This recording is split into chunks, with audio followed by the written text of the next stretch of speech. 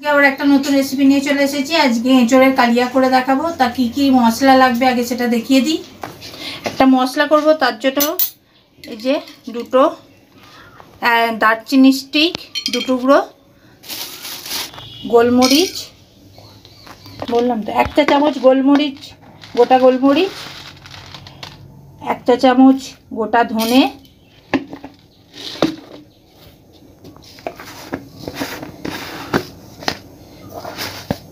একটা চামচ গোটা জিরে,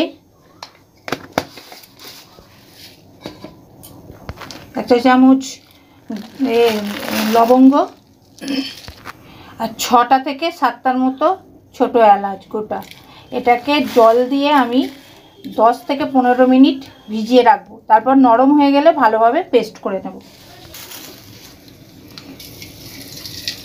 তো এটা ভেজানো থাক। দেখুন, আমি এঁচোড়টা কেটে রেখেছি, একটু বড় বড় সাইজেরই কেটেছি এঁচোড়টা। এবার এটাকে আমি সেদ্ধ করে নেব।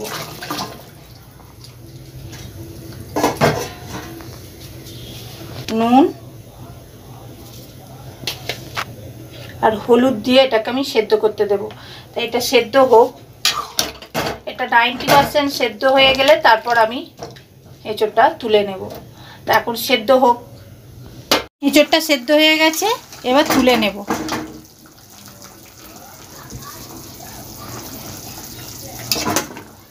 এরকমভাবে পুরো এঁচোড়টাই তুলে রাখবো। কড়াতে তেল বসিয়ে দিয়েছি, তেলটা গরম হয়ে গেছে। আলুগুলো ভেজে নেব। ছোটো ছোটো করে আলু কুটে নিয়েছি, ডুমো ডুমো করে।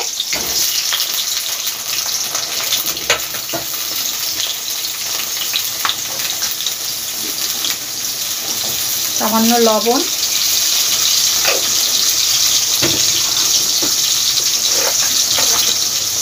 আর সামান্য হলুদ দিয়ে ভেজে নেব আলুগুলো। এটা ভাজা হোক। আলুগুলো ভাজা হয়ে গেছে, তুলে রাখবো। এবার আমি আরেকটু ওই তেলের মধ্যেই তেল দিয়ে দিলাম। দিয়ে এবার এই যে 4টে মাঝারি সাইজের পেঁয়াজকে আমি পেস্ট করে রেখে দিয়েছিলাম, সেটা দিয়ে দেব। আর পেস্ট করবার সময় জল দেবেন না, কেন পেঁয়াজে একটা জল থাকে। তাহলে সামান্য একটু জল দিয়ে পেস্ট করে নেবেন। আমি একদমই অল্প জল দিয়েছি, যদি না পেস্ট হয়, নাহলে একটা জল ছিটকে লাগে গায়ে। আর ভাজতেও দেখবেন দেরি হয় জল থাকলে।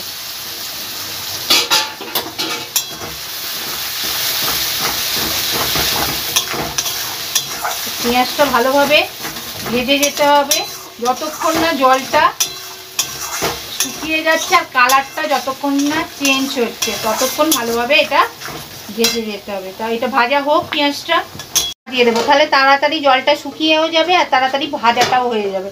তা এটা হোক, কিন্তু মাঝে মাঝে খুলে একবার করে নেড়ে দেবেন, নালে তলাটা ধরে যেতে পারে। তো ওই জন্য এটাও চেঞ্জ হয়ে গেছে আর জলটাও অনেকটাই শুকিয়ে গেছে। এই সময়ে আমি আদা, রসুন আর কাঁচা লঙ্কার পেস্ট দেবো। আমি আদা 1 ইঞ্চি দিয়েছি, রসুন 8টা থেকে 10টা দিয়েছি, আর 2টো কাঁচা লঙ্কা দিয়েছি। ঝালটা যে যেমন খাবেন সেই অনুযায়ী দেবেন। দিয়ে দিলাম। দিয়ে এটা ভালোভাবে ভেজে নিতে হবে।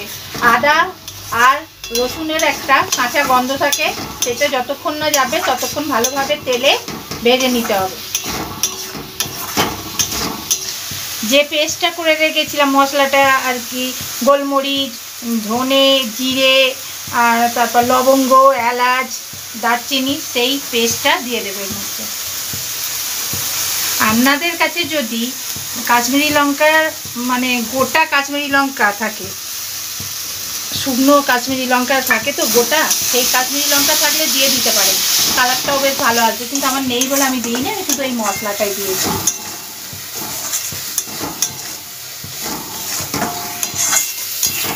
এইটা দিয়ে ভালোভাবে মশলাটা দিয়ে কষিয়ে যেতে হবে। এই সময়ই আমি স্বাদ অনুযায়ী লবণ, এর জন্য হলুদ ছোটো চামচের 1.5 চামচ, ধনে জিরে দেবার দরকার নেই, কেননা আমি ধনে আর জিরে তো আগেই দিয়ে দিয়েছি। আঁচটা কিন্তু এবার কমিয়ে দেব, তাহলে পুড়ে যাবে। আর কাশ্মীরি লঙ্কার গুঁড়ো কালারের জন্য। এই হলুদ আর কাশ্মীরি লঙ্কা আর লবণ দিয়ে তারপর ভালোভাবে এটা কষিয়ে নিতে হবে।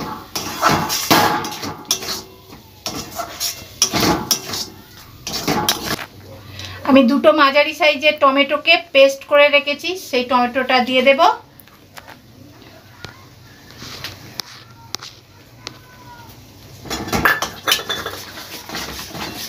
দিয়ে ভালোভাবে কষিয়ে নিতে হবে। টমেটোরও একটা কাঁচা গন্ধ থাকে, যতক্ষণ না গন্ধটা যাবে ততক্ষণ ভালোভাবে কষিয়ে যেতে হবে।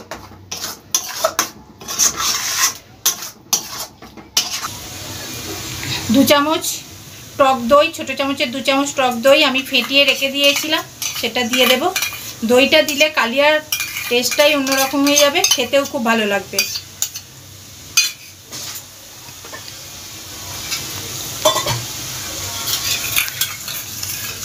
আর বাটিটা ধুয়ে জল দিয়ে দেব,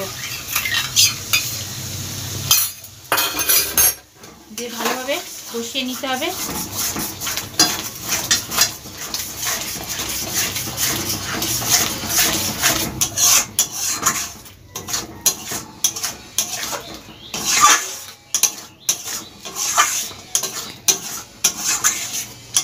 এবার যে এঁচোড়টা সেদ্ধ করে রেখেছিলাম সেই এঁচোড়টা দিয়ে দেব, দিয়ে ভালোভাবে কষিয়ে নেব।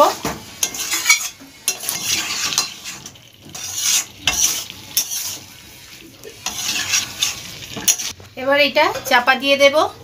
এবারটা 2 মিনিট চাপা দেওয়া থাক, তারপরে আসছি ফিরে।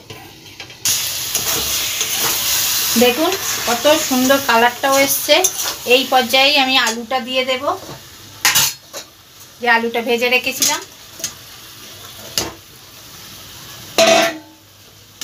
আলুটা দিয়ে ভালোভাবে কষিয়ে নেব।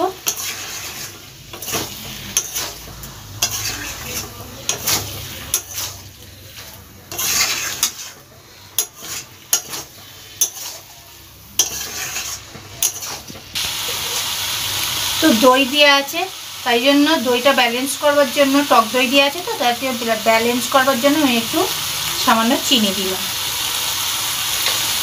নেড়ে নেব।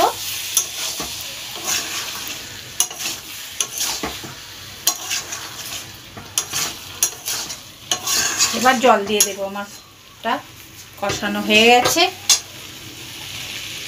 খুব একবারে জল দেব না, যেহেতু কালিয়া একটু গা মাখা হবে।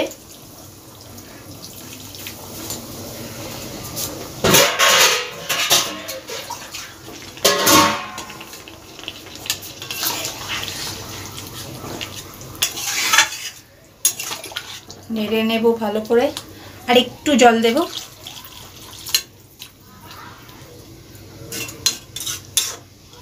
চাপা দিয়ে দেব, 7-8 মিনিট পর ফিরে আসছি। আর আঁচটা এবার জোর দিয়ে দেব।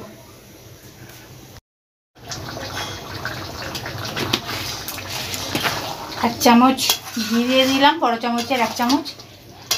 এবার আমার এঁচোড়ের কালিয়া হয়ে গেছে,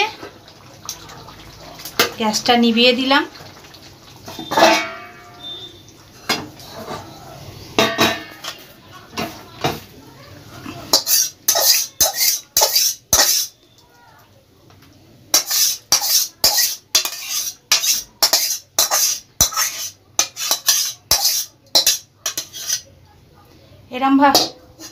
এরমভাবেই বাড়িতে এঁচোড়ের কালিয়া করে খাবেন। অনেক রকম এঁচোড় মানে করে খাইয়েছেন, তো এঁচোড়ের কালিয়াটা করে খাবেন, খুব ভালো লাগবে খেতে। আমার চ্যানেলটা বেশি করে দেখবেন, সাবস্ক্রাইব করবেন, শেয়ার করবেন আর লাইক করবেন। আর কমেন্টস বক্সে অতি অবশ্যই কমেন্টস করে জানাবেন আজকের রেসিপিটা আপনাদের কেমন লাগলো। নমস্কার।